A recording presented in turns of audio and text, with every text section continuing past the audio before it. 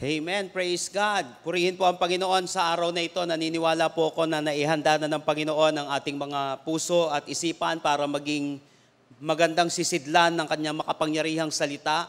Naniniwala po ako na ngayong araw na ito ay inihanda tayo ng Panginoon para sa isang napaka-sustansya, napaka-importanteng mensahe. Nakakailanganin po natin, lalo na tayo po ngayon ay malapit na pong mag-end ang taon na ito. Naniniwala po na tayo mga kapatid na kung saan kinakailangan, we must end with a bang. At kinakailangan din makapaghanda tayo ng napakatindi at napakaganda para sa susunod na taon. So ito po ngayon, we're in the fourth and last installment po ng ating series entitled Wake Up Call. Napaka-importante po nitong wake-up call na ito. At dito po sa last topic natin ngayon, before po sa last series natin, napaka-importanteng maunawaan natin kung paano tayo gagawa ng isang importanteng desisyon sa ating buhay. Alam niyo po ba mga kapatid, napaka-importante nito. Kasi may kinalaman ito kung paano tayo magdidesisyon ng tama sa ating buhay. At alam niyo po ba mga kapatid, hindi lang naman para sa mga taong problematic o lalo taong nasisira ang buhay o hindi ipinanganak sa isang maayos na pamilya, ang kinakailangan magdesisyon ng tama. Because even for those who grew up in Christian homes, making good decisions still remains a personal choice. Kahit lumaki ka pa sa isang relihiyoso, sa isang Kristiyano na pamilya, kinakailangan ka pa rin na gumawa ng isang tamang desisyon. Kasi kahit ipinanganak ka pa sa mabuting pamilya, kung masama naman ang desisyon mo, magiging masama pa rin ang buhay mo. Nakuha po natin yon because decisions can make or break you. Walang pinipili ito, mabuti o masama na environment. It can make or break us. Choice pa rin natin ito. Now the question is how to make a life-changing choice. Yung choice na gagawin natin ngayon, ang magdidetermine kung ano ang magiging course ng life natin bukas, kung ano yung tatahakin ng buhay natin bukas, kung ano yung mangyayari sa atin bukas. At mga kapatid, halos lahat ng nangyayari sa iyo ngayon, halos lahat na nangyayari sa akin ngayon ay bunga ng isang desisyon, bunga ng isang pagpili. Kaya lang sa mga pagpiling ginawa natin, mayroong mga tama at mayroong mga mali.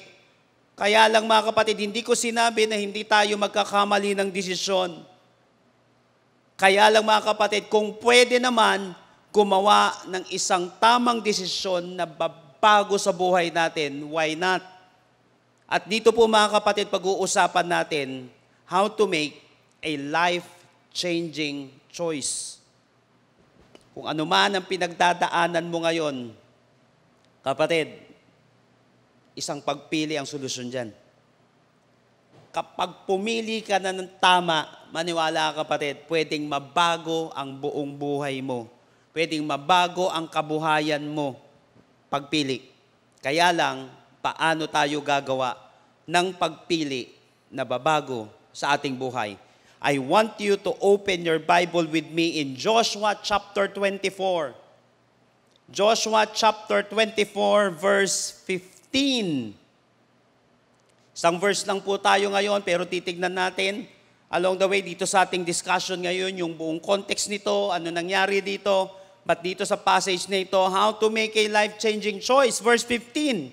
But if it is disagreeable in your sight to serve the Lord, choose for yourselves today whom you will serve, whether the gods which your fathers served, which were beyond the Euphrates River, or the gods of the Amorites in whose land you are living. But as for me and my house, we will serve the Lord. Praise the Lord.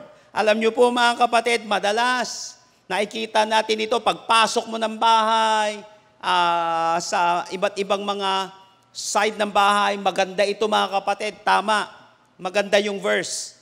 Kaya lang aanhin natin yung ganda ng verse kung hindi naman ito maiintindihan at hindi naman ito mai-a-apply sa ating buhay. Alam niyo po mga kapatid, napaka-powerful ng verse na ito.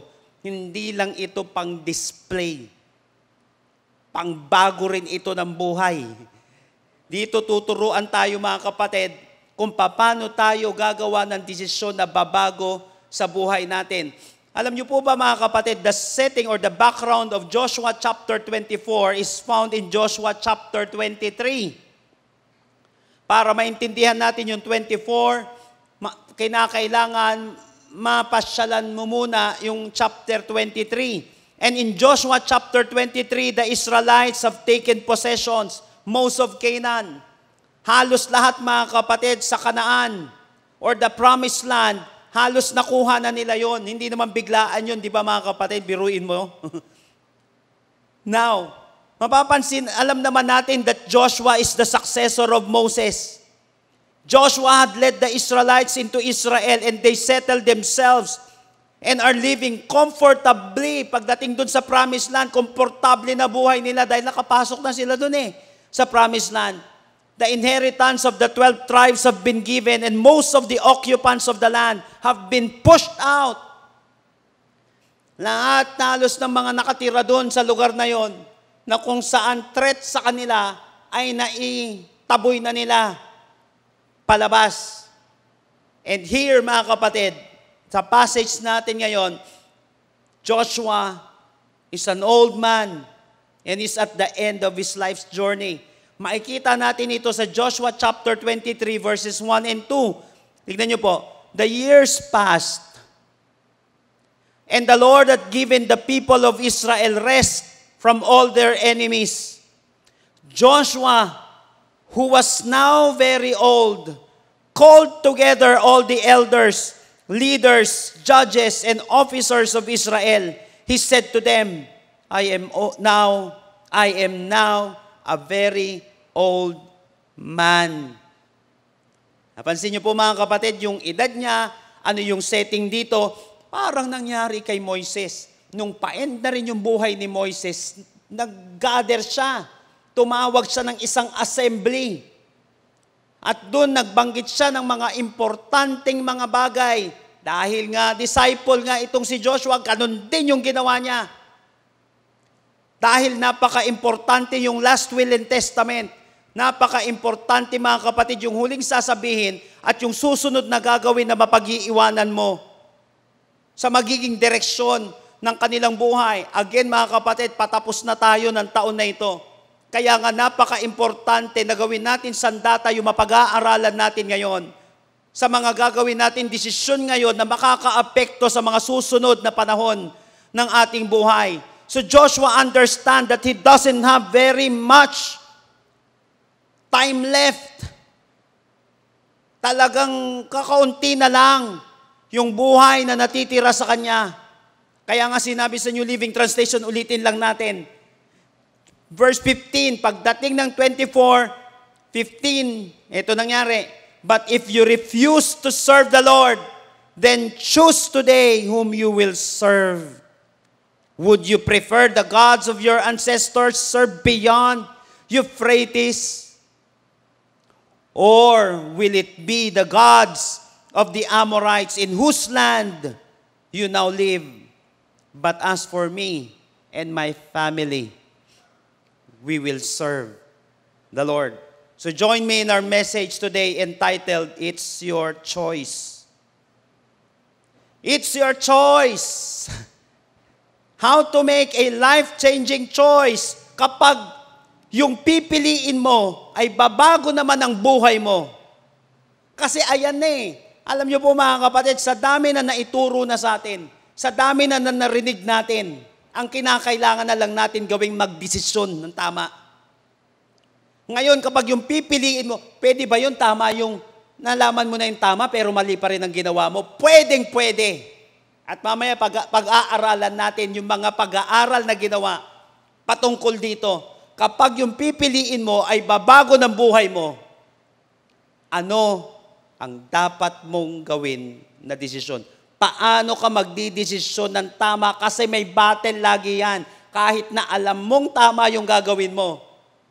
Maniwala ka kapatid, pwedeng hindi mo pa rin gawin yan. At magre-resulta ito ng hindi pagbabago ng ating buhay. Magre-resulta ito ng pagkasira ng ating buhay kahit na nasa iyo na minsan ng susi. Kahit na nasa iyo na minsan ng gamot.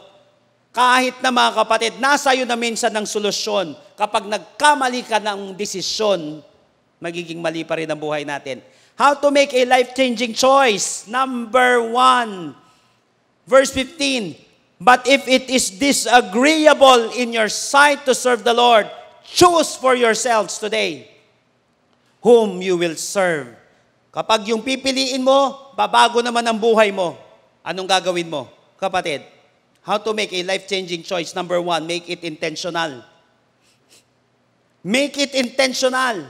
Sinabi dito, if it is disagreeable in your sight to serve the Lord, choose for yourselves. Ito ay personal na choice at the same time purposeful na choice. Kapag yung pagpiling gagawin mo ay babago ng buhay mo, make an intentional choice. Pag sinabing intentional, done on purpose. Pag sinabing intentional, deliberate. Ito ay sadya na gagawin. Pero dapat sinadya mo kasi may dahilan ka kung bakit mo siya ginagawa. So a man named Joshua was their leader. Na-witness niya mga kapatid yung kapangyarihan ng Diyos. Na-witness niya mga kapatid yung ginawa ng Diyos sa buong buhay nila at sa buong journey nila. At alam din ni Joshua yung temptation na yung mga tao ay mawala sa kanilang pananampalataya. Alam na alam ito ni Joshua na kahit na marami nang silang narinig, na kahit na marami na silang ginawa, na kahit na marami nang ginawa si Lord na magaganda at mga himala, mga kapatid, sa kanilang buhay, may tendency pa rin na mga taong ito, mga kapatid, ay tumalikod kay Lord o gumawa ng ayaw ng ating Panginoon. So He gave them a bold challenge. Choose for yourself today whom you will serve. Sinabi niya, as for me and my house, we will serve the Lord. Alam niyo po mga kapatid, itong as for me and my house, we will serve the Lord. It is the promise to do the best we can to make sure that everything takes place inside your jurisdiction or inside your home. Sinasabi niya, habang buhay ako, magsisilbi ang pamilya ko. Hindi mo makokontrol ang desisyon ng mga anak mo. Hindi mo makokontrol yung desisyon ng mga taong nasa paligid mo, mga kapatid. Pero pwede kang magdesisyon. Nakuha po natin yun, mga kapatid. Pwede mo itong i-declare. Meron kang hindi kontrolado, pero meron kang pwedeng gawin. For example, lumaki ako sa isang tahanan na puro inuman. Loob ng bahay, labas ng bahay, sa paligid. Nakuha po natin yung mga kapatid. Until now, may mga kamag-anak tayo na kung saan battle pa rin sa kanila ang, alam mo yun, paglalasing, wala pa rin control sa mga bagay-bagay. Wala akong control doon. Ang may control ako, walang iinom, walang maglalasingan dito sa loob ng bahay ko. Kuha mo yun mga kapatid, ganito yung declaration ni Joshua. Ang problema, may magagawa ka, hindi mo ginawa yung tama eh. So yung hindi magandang kultura na kinagisnan mo, papabayaan mo lang. Pero sinabi niya dito, as for me and my house, we will serve the Lord. Make it intentional. Done on purpose, deliberate. Alam niyo po mga kapatid, throughout history, God has given humanity a choice. However, every decision has a consequence. At yung concept na ito, ang tawag natin dito, ay free will. Sabi nung iba, wala daw free will ang tao. Anong walang free will? Kanina lang, tad na kapatid, ang dami mo nang ginawa. Alam mo kasi yung free will na yan, bigay yan ng Diyos sa tao. Umpisa pa lang, binigyan tayo ng God is still in control. Kaya nga, parte ng sovereignty ng Diyos na yan, parte ng kapangyarihan ng Diyos na yan, mga kapatid, ng Diyos natin, ay bigyan tayo ng kakayahan, ng kapangyarihan na mamili. Kaya nga niya tayo binigyan ng utak eh. Di sana hindi na lang tayo binigyan ng utak ng Diyos. Kung hindi lang tayo mamimili. Kuha po natin mga kapatid, the choices we make in life will affect for us all eternity.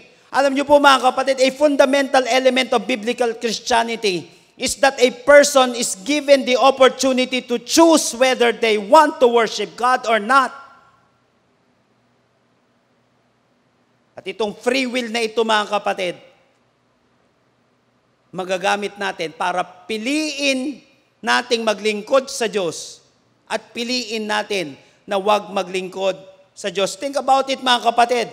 Sina Adam at Eve, binigyan sila ng choice para kainin at hindi para huwag kainin yung bungang yon, the tree of knowledge of good and evil.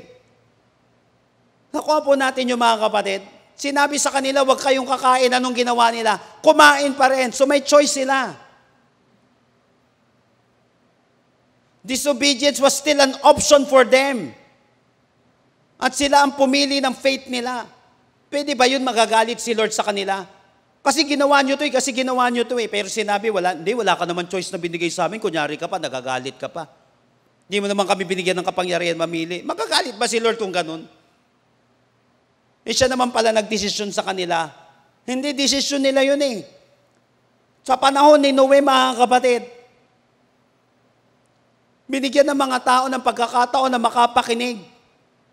Kaya lang choice nila yon na hindi makasama doon.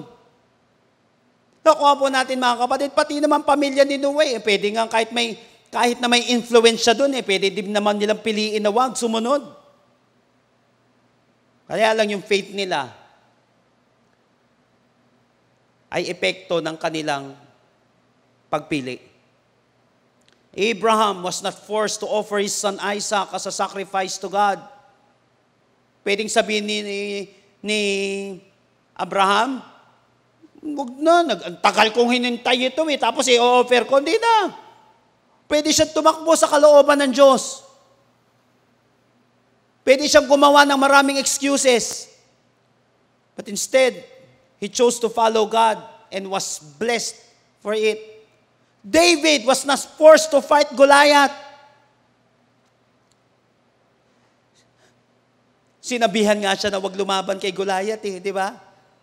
Ninait-lait pa nga siya Kaya lang mga kapatid, pinili niya pa rin na labanan si Goliath.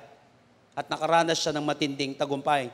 Daniel, Shadrach, Meshach, Abednego, pwede naman sumunod na lang sila na mag-bow down na, nagmamakaawa na nga yung ruler nila Sige na, dahil nga importanteng tao itong mga ito.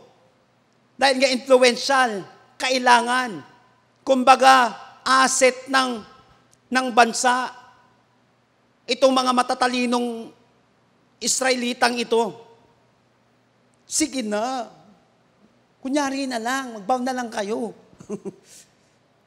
Kaya lang, pinili pa rin nila na wag lumuhod dun sa Diyos-Diyosan ng kanilang lugar. Kuha po natin mga kapatid, Peter and the disciples of the Lord Jesus Christ, follow me, sinabi ni Lord.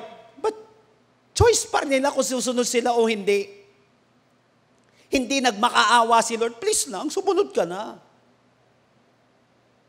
Please lang, sumunod ka na. Hindi, kung susunod ka o hindi ka, bahala ka kung susunod ka. Nasa sayo yan. Kuha po natin mga kapatid, alam niyo po, forced Christianity does not work. Uulitin ko, forced Christianity does not work. Matuto na tayo sa history.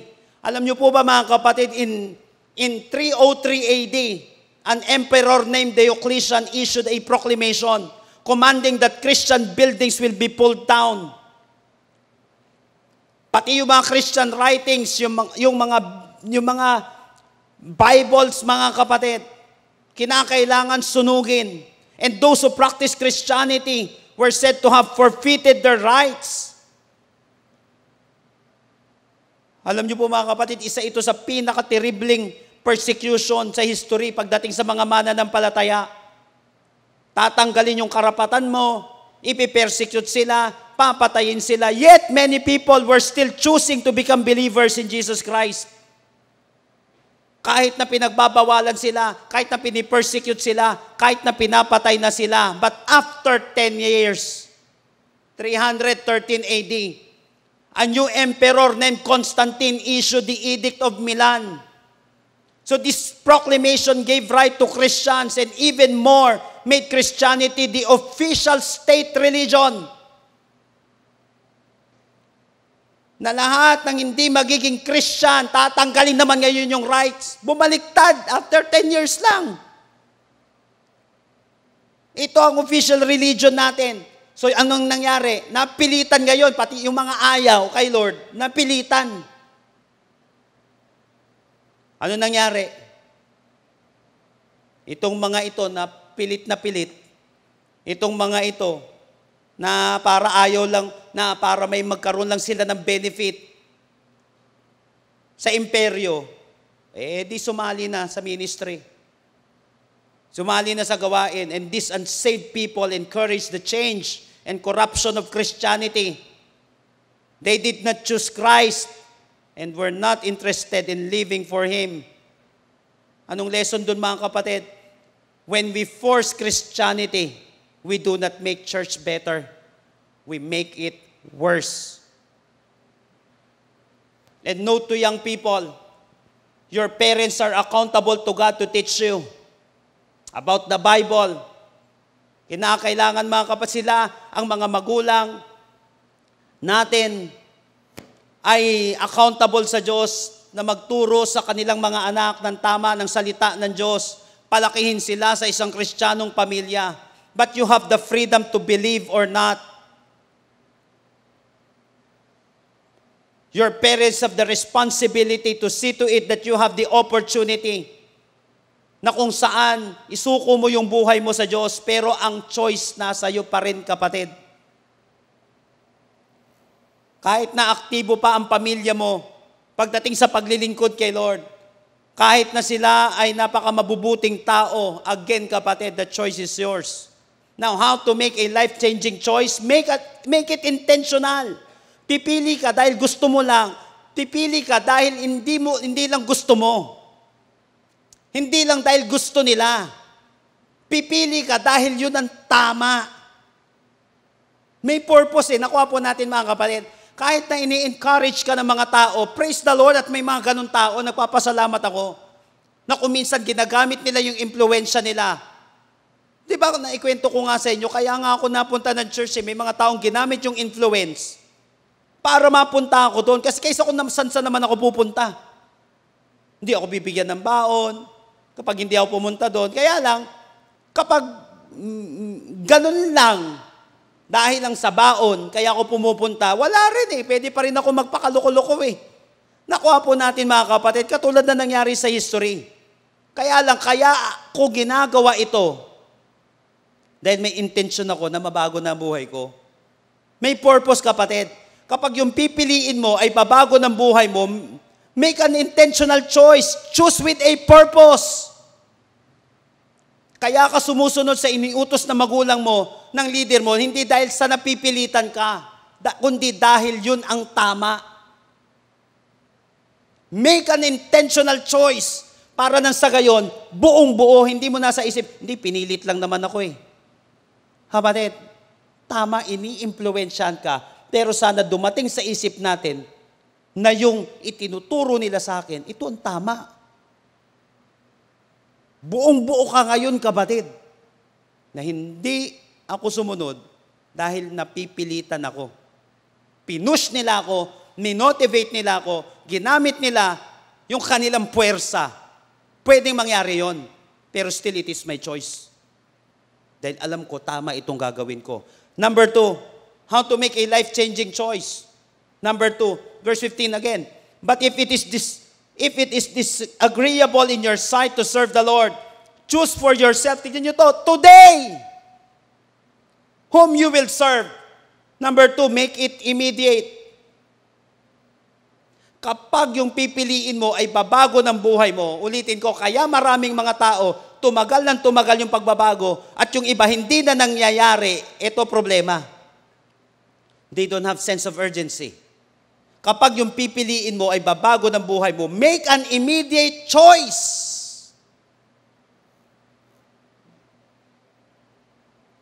Ngayon ang tanong, nasanay ka na ba kapatid na mag-postpone ng dapat mong gawin?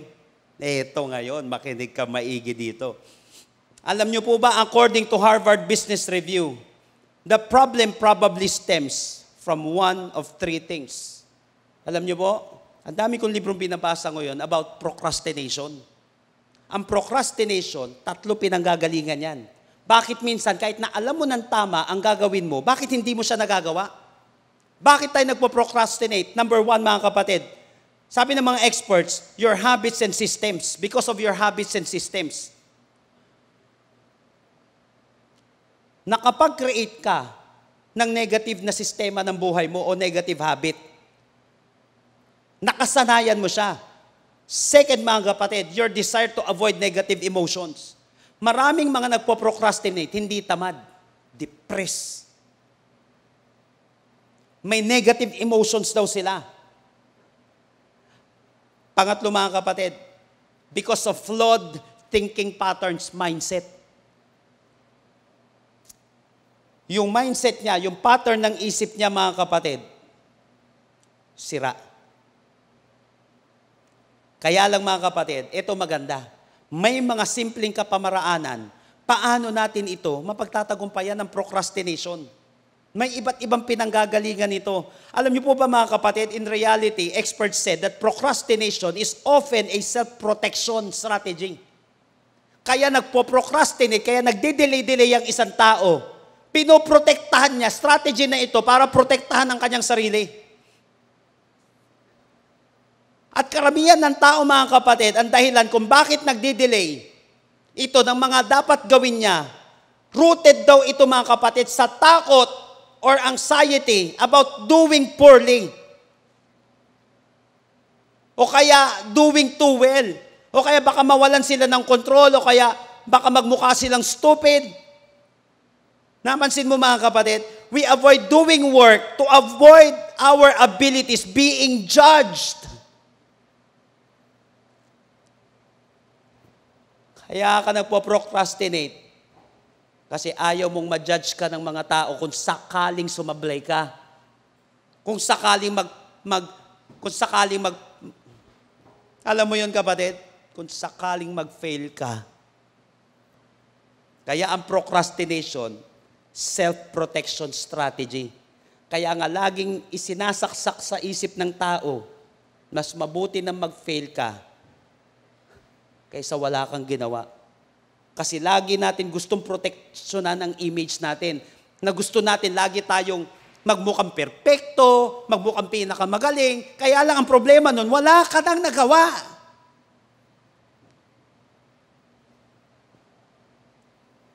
Hindi natin nagagawa ang isang bagay kasi natatakot tayo, pinoproteksyonan natin yung sarili natin. Kaya napansin mo, mga kapatid, yung mga nagtatagumpay sa buhay, risk taker yun. Kaya sila ngayon nauna. Alam nila magkakamali ako, pero mabuti pa maaga, magkamali na ako na magkamali. Para nang sa gayon, kaya lang, dapat matuto sa mga pagkakamaling yun. Alam niyo po ba, mga kapatid, human beings have been procrastinating for centuries. At ang problemang ito, mga kapatid, napaka-timeless. Alam niyo po ba, mga kapatid, yung mga ancient Greek philosophers like Socrates and Aristotle, nag-develop sila ng word to describe this type of behavior. Ang tawag nito sa Greek, mga kapatid, ito yung Greek word na akrasia. Bakit ganito itong tao? Bakit ganito itong mga tao? Delay ng delay. Tama naman yung gagawin nila. Hindi pa rin ginagawa. Yung akrasia, mga kapatid, is the state of acting against your better judgment. Ulitin ko. Yung term na ito na dinevelop ni Socrates at ni Aristotle, itong akrasiyang ito, is a state of acting against your better judgment. It is when you do one thing, even though you know should do something else.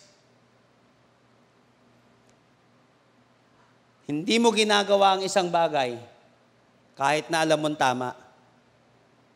O ginagawa mo ang isang bagay, minsan, kahit na alam mong hindi magiging maganda ang kahihinatnan ng kawalan ng pagpili mo. Kaya nga mga kapatid, ang procrastination, ito ay force, akrasiya, that prevents you from following through on what you set out to do. Sabi po ng behavioral psychology, kanila pong napag-aralan sa kanilang mga research, ni-reveal nila itong phenomenon na ito. Bakit nagkakaganito daw ang tao? Bakit nagkakaganito tayo sa dami-dami ng oportunidad? Sa dami-dami ng kahit na tama naman, hindi ginagawa pa rin ng tao. Ang tawag dito mga kapatid, sa mga pag-aaral ng behavioral psychology, ang tawag dito ay time inconsistency. Anong ibig sabihin nun mga kapatid? Itong time inconsistency na ito yung tutulong sa atin para maunawaan why procrastination seems to pull us in despite our good intentions. Now, itong time inconsistency na ito refers to the tendency of the human brain to value, makinig maigi dito, immediate rewards more highly than future rewards. Time inconsistency. Ibig sabihin nito, ito yung tendency ng tao, ng utak ng tao, na i-value yung immediate rewards more highly than future rewards. Now, para daw maintindihan natin ito, imagine that you have two selves. Your present self and your future self. Now, mga kapatid, alam niyo po, sinabi ng mga pag-aaral, that the future self values long-term rewards. Kaya nga future Vina-value ng future self mo yung long-term rewards. However, although ang future self natin ang nagsiset ng goals, kaya lang, only the present self can take action. Gustong-gusto ng future self natin, plano-plano, isip-isip, goal setting, nakikita niya kasi yung ganda na magiging future mo kapag ginawa mo ito. Kaya lang yung present self daw natin ang gagawa ng aksyon. And researchers have discovered, that present self really likes instant gratification, not long-term payoff. Yung future self natin, mas gusto niya ng instant gratification. Now, when the time comes to make a decision, you are no longer making a choice for your future self. Now you are in the present moment and your brain is thinking about the present self. So the present self and the future self are often at odds with one another. Yung future self gustong maging healthy. Pero yung present self gustong masarap. Instant gratification 10 years yung pangarap ko. 5 years lang yung katawan ko. Walang mangyayari. Lalagyan ko ng budget yung health ko. Yan sinabi ko lagi, bigyan mo ng budget yung health mo. Tapos isipin mo anong mangyayari dyan. Kaya lang, yung future self mo, gusto kang maging healthy. Sino sa inyo, ang dami mong plinano para sa sarili mo? Para sa katawan mo. Pero yung present self mo, gusto ng masarap. Sige, kain ng matamis, alam mo nang bawal yan. Kain ng ganito, alam mo bawal yan. Kasi yan ang gusto ng present self natin. Self-gratification. Yung future self natin, gustong mag-ipon. Kasi alam mo kapatid, yari ka naman, baon ka na naman sa utang. Yung future self natin, gustong mag-ipon, gustong magkaroon ng emergency fund, gustong magkaroon ng retirement fund. Pati nga bucket list fund, hindi masama yan. Kaya lang problema, kapag wala kang bucket list fund, minsan pambayad mo na lang ng kuryente mo, pambayad mo na lang ng tuition, pambayad mo sa iba't ibang mga bills mo mga kapatid, ibabayad mo yan dahil sa gala, dahil dito, dahil wala kang bucket list fund. Pero yung future self mo, gustong pag-ipunan yon para nang sa gayon, you're not living beyond your means. Kaya lang, yun yung future self mo. Gusto mag-ipon. Pero yung present self, gustong gumastos ng gumastos. Sige dito, instant gratification na naman. So sa future self ang desire. Sa present self naman, ang decision. Okay? Nasa future self yung desire. Sa present self, ang decision. Now, eto maganda, between procrastination and action is what we call, ganda sana nito, sa klase, kung matagal-tagal natin pag-uusapan ito. Kasi mga kapatid, nagpiprepare ako para sa mga, sabi ko nga sa mga mentorings namin dito sa leadership natin, about goal setting.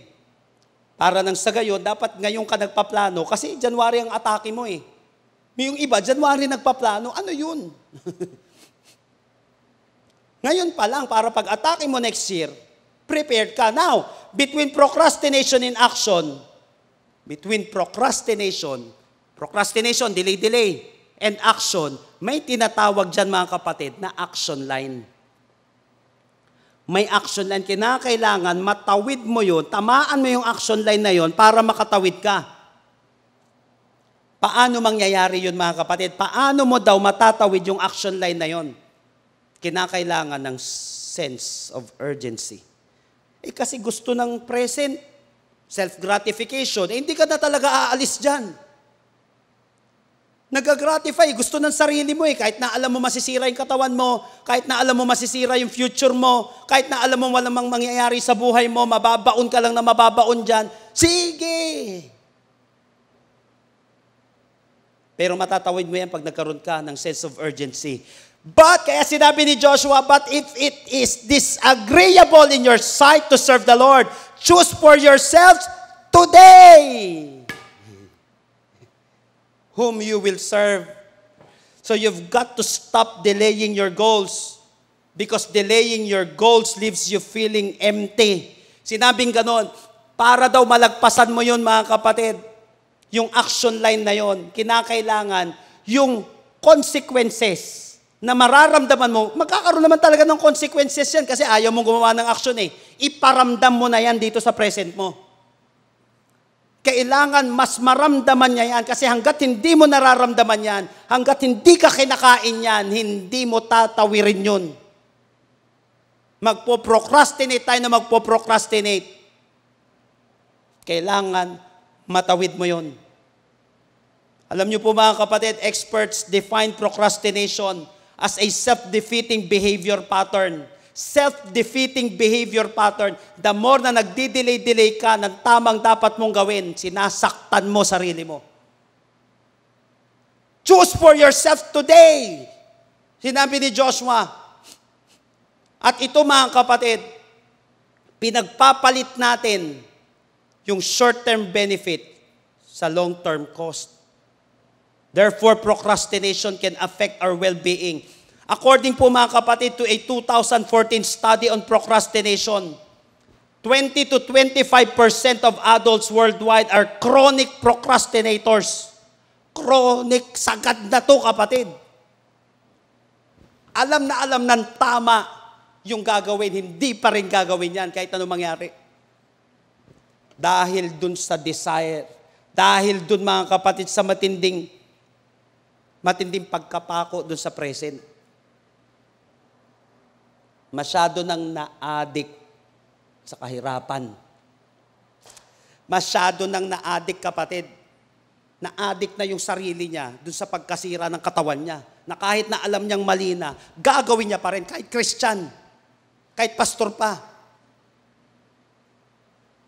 Ang addict ay hindi lang yung nagtitake mga kapatid ng drugs.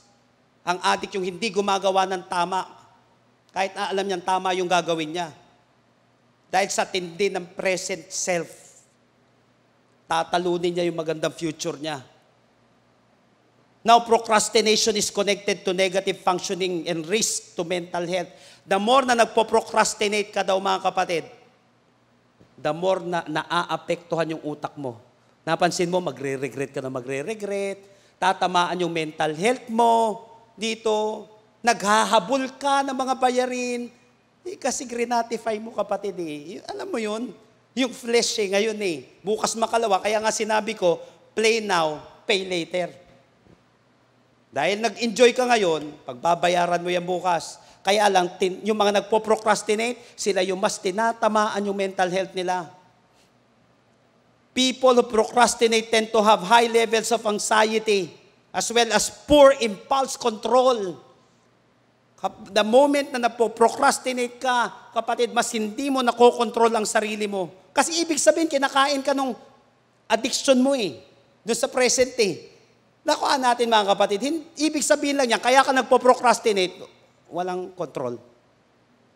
Procrastination is even linked to physical illness. The more daw na nagpo-procrastinate tayo, mas nagkakasakit tayo. People who procrastinate experience more stress and tend to delay treatments. Kung napansin mo, pati yung pagpapagamot niya, dinidelay niya. Pati yung pag-exercise niya, i-delay niya. Pati pag-inom ng gamot, i-delay niyan. Nasanay na nga eh. Na kung saan mga kapatid, magre-resulta ng pagkasira ng katawan. How to make a life-changing choice? Make it immediate. Choose for yourself today. Ang ganda nung sinabi ni Joshua. Kasi pag hindi nyo ginawa yan, itutuloy-tuloy natin yan eh.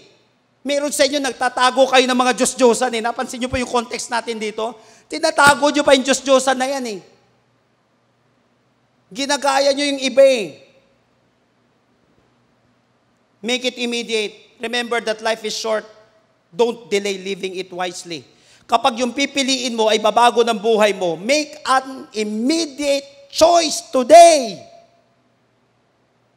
Today.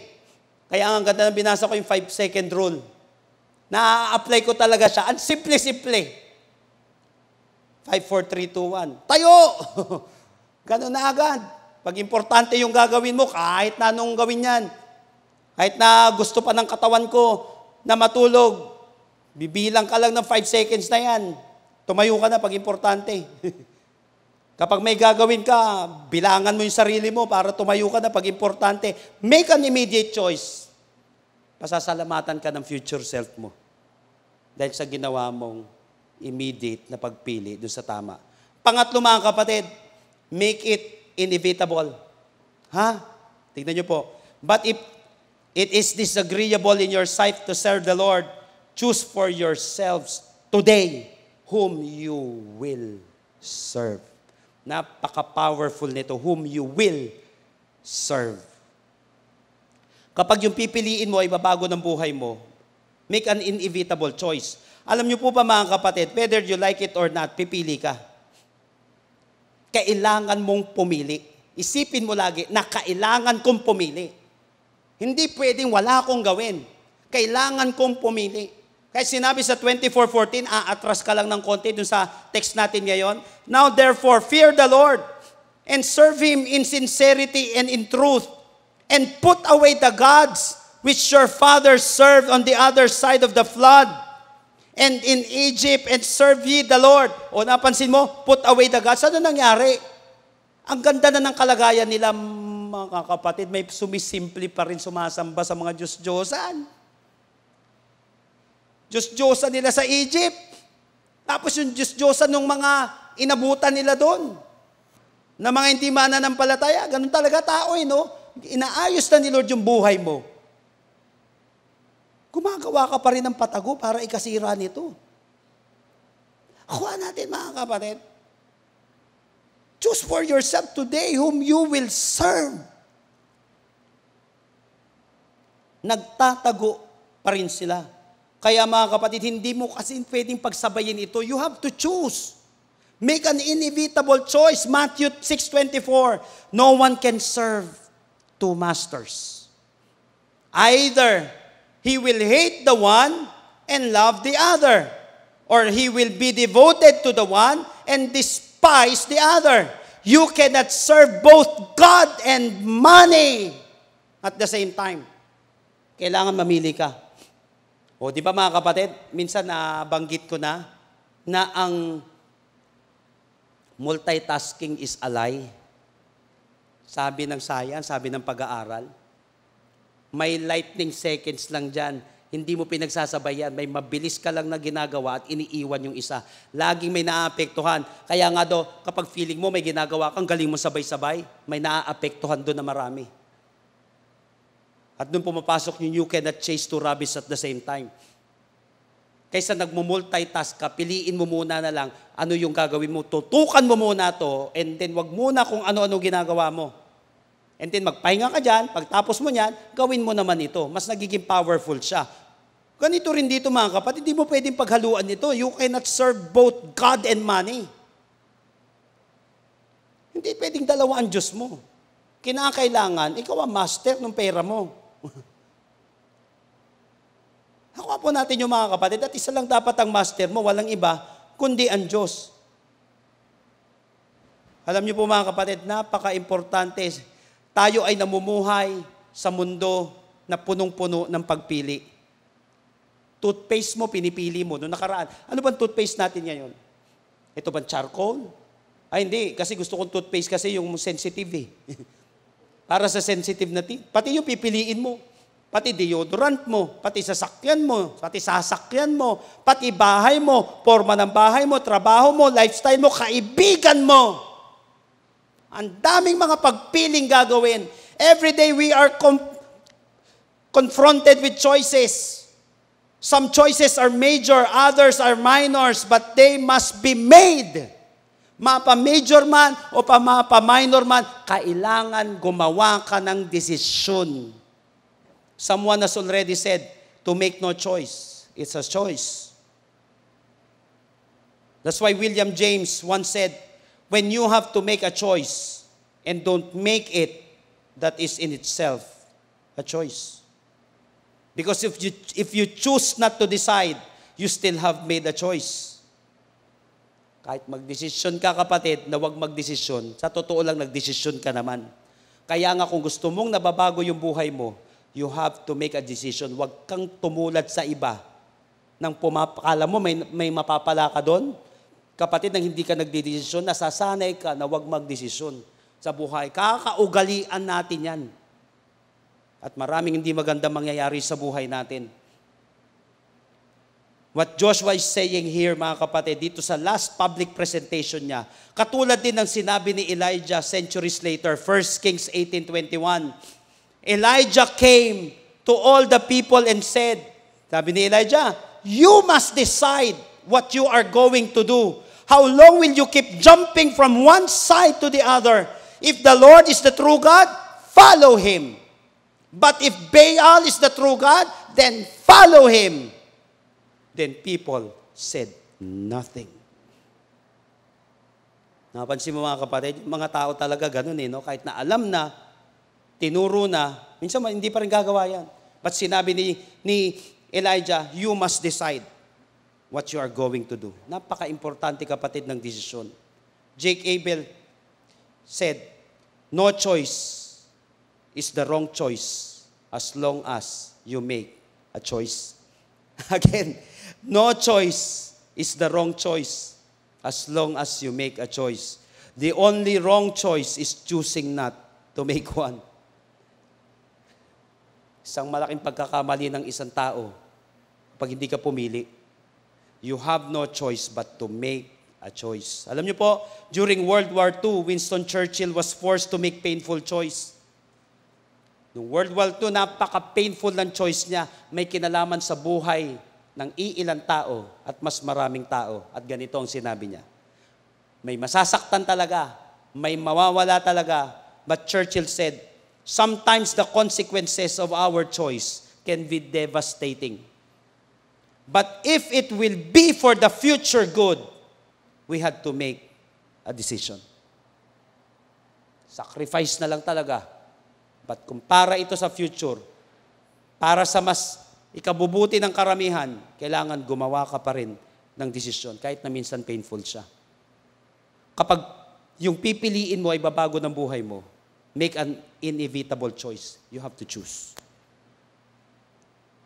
Choose for yourself today whom you will serve. Whom you will serve. Fourth and last, napaka-importante nito. Sinabi niya, Choose for yourself today whom you will serve. Whether the gods of your fathers served, ganda nito kapatid, which were beyond the Euphrates River, or the gods of the Amorites in whose land you are living. But as for me, eto na, and my house, we will serve the Lord. How to make life-changing choice. Number 4, make it infectious. Kapag ikaw nagdesisyon, dapat kapatid, may naaapektuhan. Kapag yung pipiliin mo ay babago ng buhay mo, make an infectious choice. Ibig sabihin dito mga kapatid, the choice of Joshua is generational.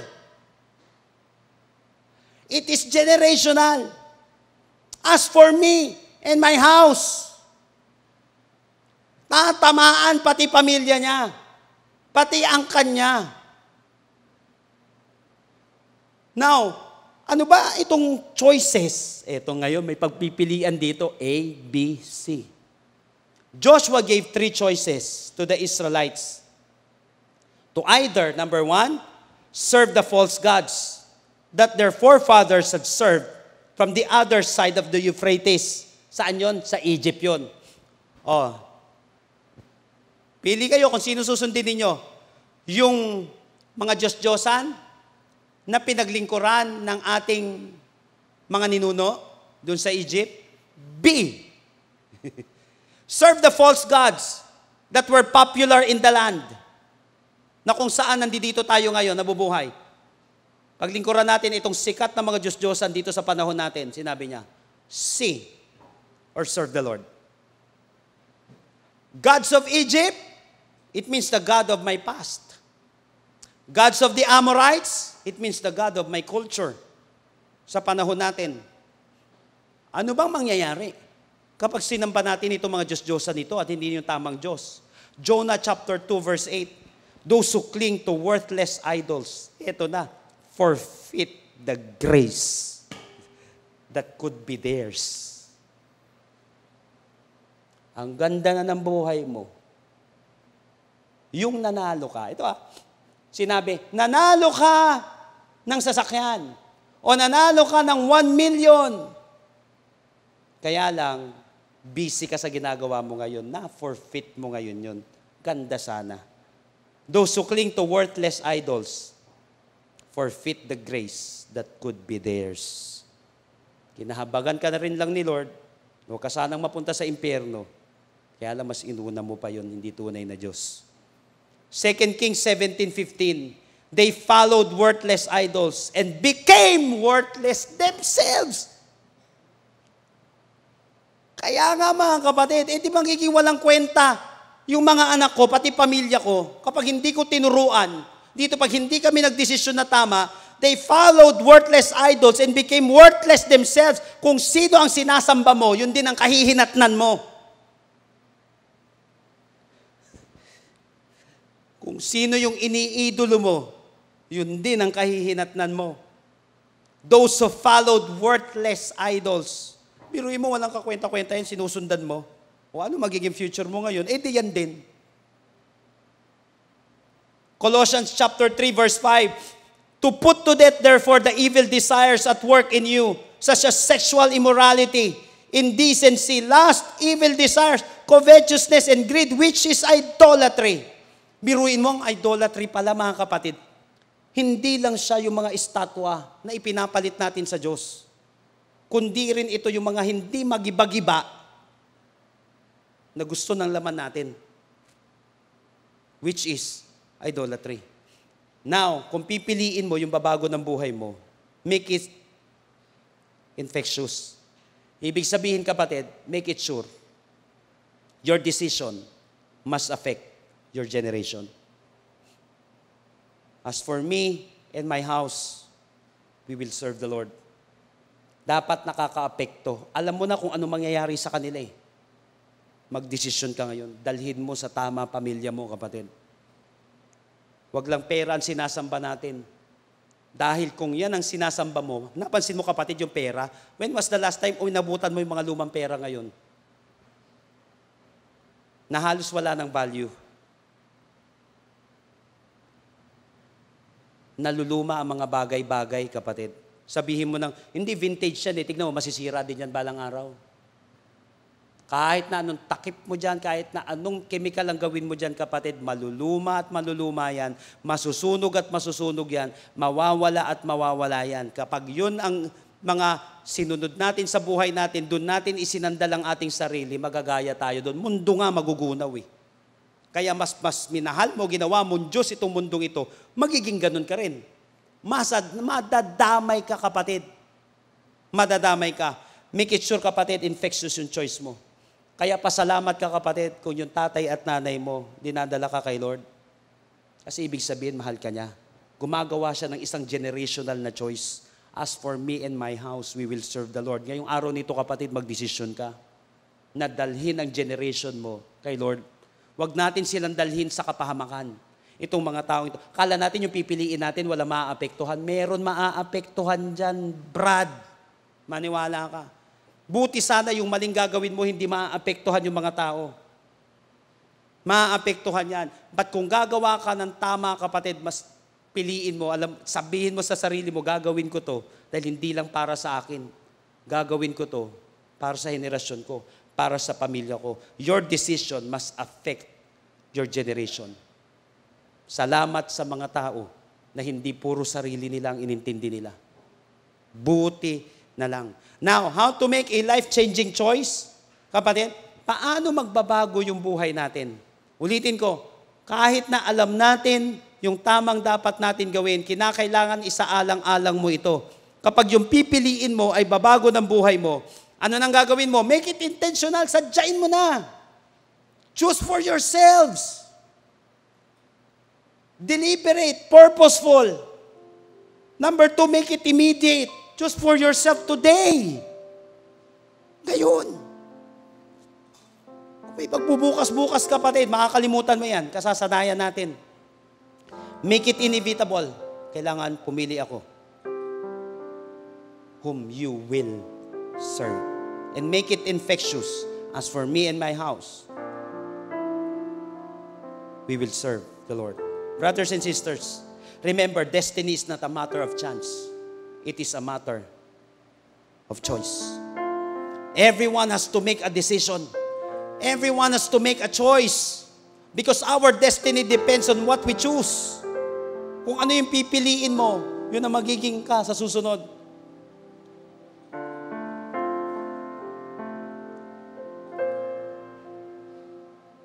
Deuteronomy chapter 30, verses 19 hanggang 20. Tingnan nyo maigi ito, napaka-importante. Sinabi ng mentor ni Joshua, "This day, I call the heavens and the earth as witnesses against you that I have set before you," ito na, "life and death, blessings and curse.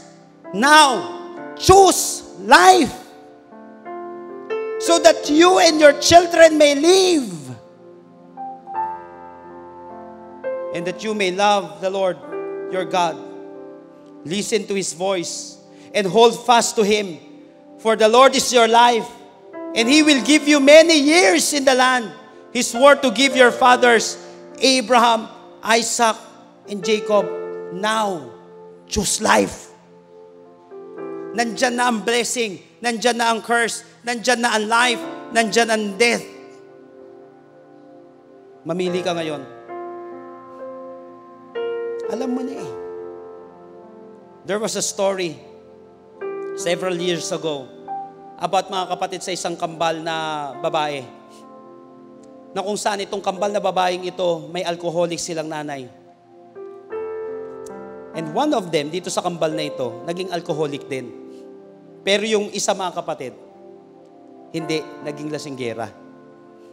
Now, isang kamag-anak, lumapit doon sa isang alcoholic na anak. At tinanong niya, "Bakit? Ba't hindi ka naging katulad na nanay mo? Ba't hindi mo ginaya nanay mo?" Sabi nitong, "At bakit ginaya mo yung nanay mo? Bakit naging alcoholic ka rin?" Yung isang mo namin, yung nilapitan niya, naging alcoholic. Sabi na itong naging lasinggerang anak din, "Well, my mother was an alcoholic. So what can you expect?" Napansin mo? Nanay ko, lasinggera eh. Anong ma-expect mo? Di lasinggerang anak din. Now, itong kamag-anak na ito, mga kapatid, lumapit din doon sa isa, sa kambal niya, na hindi naman nagiging lasinggera. Sabi niya gano'n, bakit ikaw? Hindi ka naging lasinggera, yung nanay mo lasinggera naman. Sabi nito isang kambal naman, well, my mother was an alcoholic. So what do you expect? Ganyan na nga nanay ko eh. Ano expect mo? You see, the choice is yours. We can choose to obey God or to disobey. But remember, we are responsible for the choices we make. Kapatid, panalangin natin. Tulungan tayo ng Panginoon na makapamili ng tama. Ask God to reveal any changes that we need to make in our life. Remember, destiny is a choice. Do you hear God calling you to commit your life to Him? Naririnig mo ba ang Diyos, kapatid? Yung katok ng banal na Espiritu, yung kamay, yung galaw ng Holy Spirit, yung kamay ng Diyos, kapatid, na sinasabi niya, bago ka na. Commit mo yung buhay mo sa akin. Kapatid, kapag yan ay naramdaman mo, kapag yan ay narinig mo, do not delay. 2 Corinthians 6:2. Now is the acceptable time. Behold, now is the day of salvation. Now, ito yung acceptable time. Bakit? Hindi mo naman alam kung ano meron pa bukas eh. Kahit ano nangyari sa'yo kahapon, ang acceptable time, ngayon pa rin. Dahil yung kahapon, yung pangit na nangyari kahapon, pwede pa mabago yan. At yung magandang nangyari kahapon, pwede pa rin mabago. Pwede ka masira lahat. Kahit maganda pa nangyari sa'yo kahapon, pag mali ang pagpili mo ngayon. Tapos tayo, kapatid. Now is the acceptable time. Every day, kapatid, is a choice. Araw-araw, pipiliin mo yung asawa mo na mahalin. Kahit mahal ng pahal mo pa yung kahapon. Araw-araw, pipiliin mo yung anak mo na mahalin. Kahit mahal mo pa yan, pwede mong itatwa yan ngayon. Araw-araw, kapatid, ay pagpili, maglilingkod ka pa rin ba kay Lord o hindi na. Now is the acceptable time. Behold, now is the day of salvation. Once you hear the voice of the Lord, do not harden your heart. He wants to save you. He wants to save you.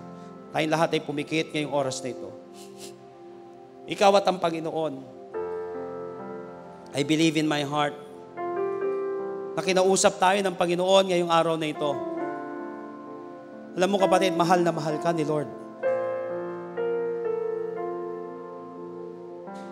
Mahal na mahal ka ni Lord.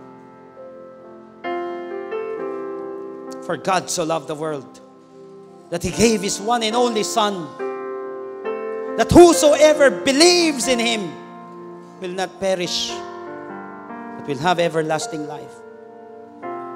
Wala kang parte, kapatid, doon sa regalong yun. Buong-buo si Lord ang gumawa nun because of His grace. Ang gagawin mo lang, kapatid, magdesisyon ka na tanggapin yung napakagandang regalo na ibinigay sa iyo ng Panginoon. It's your choice. But anuman ang naging past mo, anuman ang hindi mo magandang naiisip sa future, now is the acceptable time. Now is the acceptable time. Magdesisyon ka ngayon. Si Lord ang babago ng buhay mo. Kung malinaw sa iyo ang mensaheng ito, and you want to accept God in your life as your Lord, as your Savior, as your God, ngayon ang araw na ito, kapatid, mahal ka ni Jesus. God can save you. God can change you. Today. Ngayong oras na ito, mananalangin tayo. But make it your personal prayer. And I believe that after this, your life will never be the same again. Tell it to Jesus right now. Lord Jesus, Lord Jesus, come into my life. come into my life. I surrender my heart to you. I surrender my heart to you. I admit that I'm a sinner, I admit that I am a sinner, but I believe that you are my Savior. but I believe that you are my Savior. Starting today, Starting today, Be the Lord of my life. Be the Lord of my life. Save me. Save me. In Jesus' name. In Jesus' name. Amen. Kapatid, kung ipinanalangin mo ito, ano man na naging past mo, now is the acceptable time. Behold, now is the day of salvation. Ang importante, kapatid, kaya kang iligtas ni Lord ngayon. Si Lord ay nagbabago ng buhay. Purihin ang Panginoon, kapatid. Yan ang pinakatama at pinakamagandang pagpili na ginawa mo sa buhay mo. Magdesisyon ka para kay Lord. At ngayong oras na ito, maybe some of us, kinain na tayo nito, mga kapatid, ng mga wrong choices natin na kahit na alam mo naman yung right. Dalangin ko, kapatid, ang banal na spirito ngayong araw na ito. Nakausapin tayo, na manguna tayo, kung naapektuhan man tayo ng mga wrong choices natin, kapatid. Kaya pa rin magbago ni Lord. May maganda pa rin bukas, may maganda pa rin susunod na buwan, may maganda pa rin susunod na taon na naghihintay na sa iyo, kapatid. Because if you're not dead, God's not done. And the best is still ahead.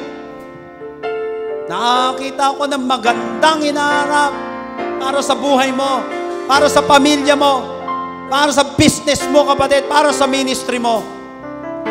Choose for yourself today. Choose! Mamili ka, kapatid, kung itutuloy mo pang maglingkod sa ating Panginoon. Mamili ka, kapatid, kung siya pa rin ang pagmamahalin mo. At mamili ka, kapatid, kung isasama mo yung pamilya mo. Mamili ka, kapatid. Sana yung pipiliin mo, maapektuhan man lang yung mga magulang mo at yung anak mo. Ngayong oras na ito, kapatid, lumapit ka kay Lord. Lumapit ka sa Panginoon. Lord, I will love you. I will serve you. Ano man ang mangyari, ikaw at ang Panginoon ngayong oras na ito. At naniniwala ako, kapatid, ngayong oras na ito sa iyong paglapit sa Panginoon, may ginagawa si Lord. Habang nananalangin ka, gumagaling ka. Habang sumasamba ka at nananalangin ka, kapatid, binabago ng Diyos ang buhay mo. Muli kang bumalik sa pananambahan sa ating Panginoon. Mamili ka. Ibagsak mo yung mga Diyos-Diyosa na pinagsilbihan mo. Yung mga Diyos-Diyosa na nakikita na mas naging mas mahalaga na kaysa kay Lord. Mas nabigyan mo na ng oras kaysa sa Kanya. O doon sa mga gawain na mas nakalimutan mo si Lord at mas yun ang ginawa mo.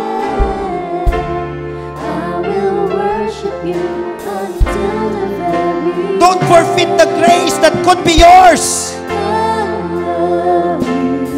Those who follow worthless idols became worthless themselves. May halaga ka, kapatid. Huwag kang gumaya sa mga bagay na hindi naman mapapantayan si Lord. Surrender everything to God. Muli kang sumamba, muli kang lumapit kay Lord. Kumikilos ngayon ang Panginoon sa iyong buhay. Aayusin ni Lord yung mga pagkakamaling yan na nagawa mo. May pag-asa pa, kapatid. Nadapa ka lang, nagkasakit ka lang, nakagawa ka lang ng mali, pero pwede ka pang magbago. Pwede pa mabago yung buhay na yan. Balik kay Lord. Bumalik ka sa Kanyang basic, sa Kanyang kalinga. Yung ginagawa mong yan, kapatid, maaapektuhan ang iyong pamilya at yung mga tao sa paligid mo. Oh God! Come on, for the last time, declare it right now. Oh, I need you, Lord.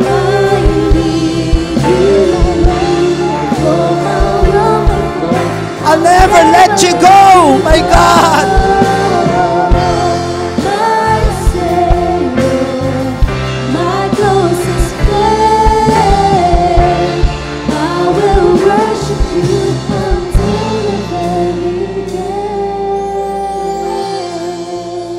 Panginoon, Ano't ano man ang mangyari, Lord, alam namin, Panginoon, na masasandalan ka namin, Lord. Yung Diyos na nagpasok sa kanila sa promised land ay siya ring Diyos, Panginoon, na magdadala sa amin sa mas magandang chapter ng buhay namin, Panginoon. At tadman, Panginoon, ng mga pagkakamali. Salamat dahil may pagkakataon pa rin kami, Panginoon, na magkaroon ng wisdom para mamili ng tama. At para, Lord, itama ang mga pagkakamali. Salamat po, Panginoon. Again, kapatid, before natin tapusin ang ating gawain ngayong araw na ito, hayaan mo na mag-ring ang word na ito sa iyong puso't isipan. But if you refuse to serve the Lord, then choose today whom you will serve. Would you prefer the gods of your ancestors, served beyond the Euphrates, or will it be the gods of the Amorites in whose land you now live? But as for me and my family, we will serve the Lord. Lord, yung same declaration ni Joshua, Panginoon, is also our same declaration. As for me and my family, we will serve the Lord. Hanggat kaya pa namin, Panginoon, na idala sila sa iyong salita, sa iyong presensya, Panginoon. Hanggat kaya pa namin na mag-impluwensya ng tama sa mundo, gagawin namin ito, Panginoon, sa tulong ng banal na Espiritu. Salamat po, Panginoon. Salamat sa kapangyarihan. Salamat sa kakayahan. Salamat, Panginoon, sa pagkakataon na magpagpala at maging pagpapala sa iba, Panginoon, at sa buo naming pamilya. Ngayong oras na ito, kapatid, selyuhan natin lahat ng ating napakinggan. Lahat ng kagalingan, lahat ng pagbabago na inilagay ni Lord sa ating puso't isipan. Huwag natin hayaan na manakaw ito ng kaaway. Huwag natin hayaan, kapatid, na mawasak ito ng kaaway. At hayaan mo, kapatid, na mapangyari ang lahat ng ito sa iyong buhay. Right now, people of God, I want you to receive these blessings which God promised in Numbers chapter 6. Every time He did declare ito, the Bible said, receive it, and it will be yours. Right now, people of God, may the Lord bless you and take care of you. May the Lord be kind and gracious to you. May the Lord look on you with favor and give you peace. Lord, we receive all of these blessings in Jesus' name. And everybody shout aloud, amen and amen. God bless you all. See you next week. Jesus loves you so much.